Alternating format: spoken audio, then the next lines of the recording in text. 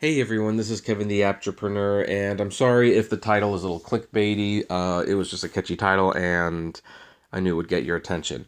Well, about 5 people sent me this email yesterday, which was definitely a little strange, and I mean, maybe this isn't the biggest news in the world, I'll admit, but I decided, you know what, this is worth commenting on anyway.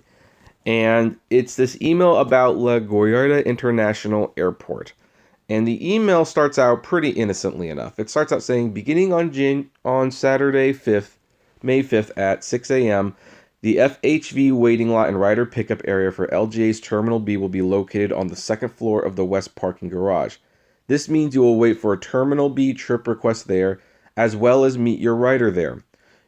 And that's not the strange thing. That's pretty typical. And while it's annoying, well, here's the thing: passengers find it annoying. That causes problems for drivers because passengers don't want to go to a designated spot and usually will fight you. They'll say, "Oh, just come pick me up," and yeah, guys, don't do that. You'll get a ticket. But that's not what's bothering me or what stood out. The second half is what did. Your garage ticket is good for 60 minutes of free parking after you enter. If you wait in the garage for longer than 60 minutes at a time, you will be charged a fee to park. And that's what's getting the people upset, the drivers specifically. And I can understand why, because Uber's coming off as a huge cheapskate in this case. Now, granted, it should be noted, and I fully believe this, I don't think Uber's enforcing this rule.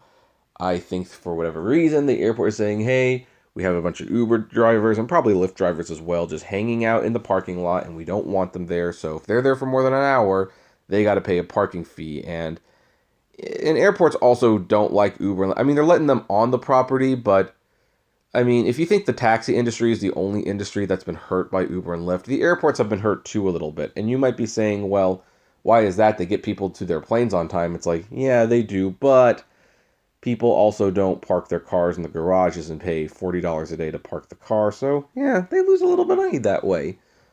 But this might be a way for them to try to get some of that back, especially since some of those Uber queues can get very, very long.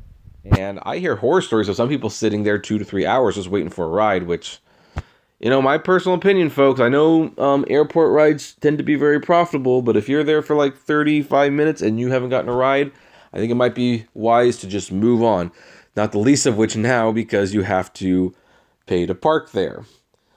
But the question is, why isn't Uber paying for this fee themselves? I mean, Uber's warning us, and yeah, it's nice that they're warning us, but Uber used to pay for like tickets that the rideshare drivers would get from police officers and stuff. Like, hey, if you got a ticket for going to dropping someone off at the airport, send it to us. We'll pay for it, and it'll be off your record. And now they're not doing things like that, and that just seems a little cheap. I mean, if this is going to be a thing, then Uber needs to incorporate a couple things into the app. First, they need to put priority for people who have been there a while. If the line in the queue is too long, maybe they should be encouraging drivers that this is not the place they want to be because they will have to pay a parking fee to not even get in the line. And of course, in some rare cases, like maybe not even rare cases, maybe regular cases, if someone's been there 65 minutes and then they get a ride, Uber should pay the parking ticket. Or the parking fee, I should say, because it's not a ticket, it's a fee.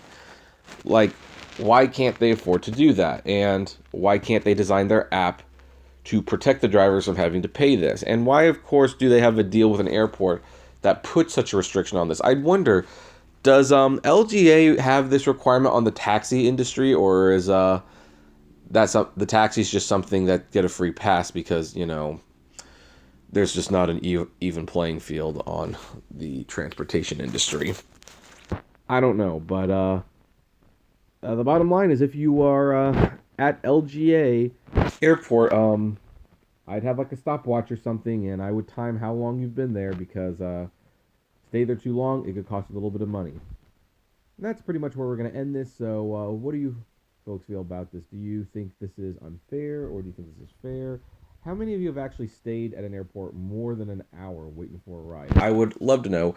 Comment below, like, favorite, share, subscribe. If you enjoy the videos I make, consider becoming a Patreon member for $1 a month. And as always, flame responsibly. Have a good one.